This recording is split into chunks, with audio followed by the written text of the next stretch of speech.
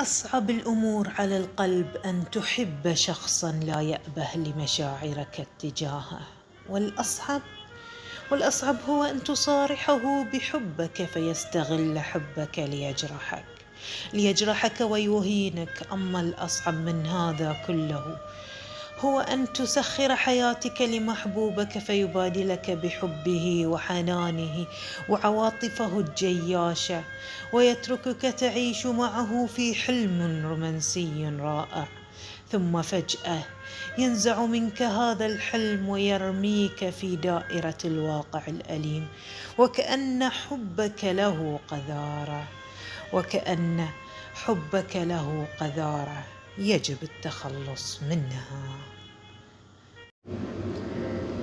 التخلص منها فيترك قلبك ينزف ألما على حب لم يكن لك.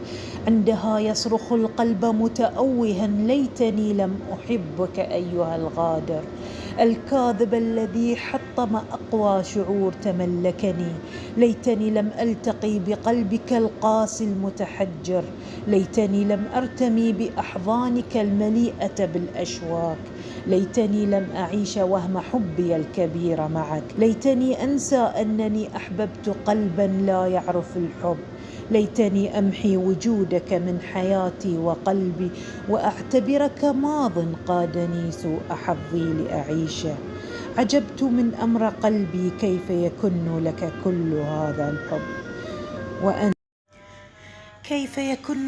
كل هذا الحب وأنت من جرحته وظلمته؟ فلا أجد أمامي سوى أن أتمنى النسيان. نعم، النسيان، نسيان حبك، نسيان همسك، نسيان طيفك، نسيان لمساتك، نسيان ضحكاتك وبسماتك، ونسيان كل شيء يتعلق بك وبجرحك لقلبي الذي عشقك عشقا لم تحلم به طوال حياتك. وأخيرا نسيان تحطيمك لقلبي، فعندما يتحطم القلب وتتناثر أجزاءه في بحور المعاناة، عندها يصبح النسيان نعمة وحلما يتمناه القلب المطعون بسكين الغدر والخيانة. بقلم شيماء الخاطر.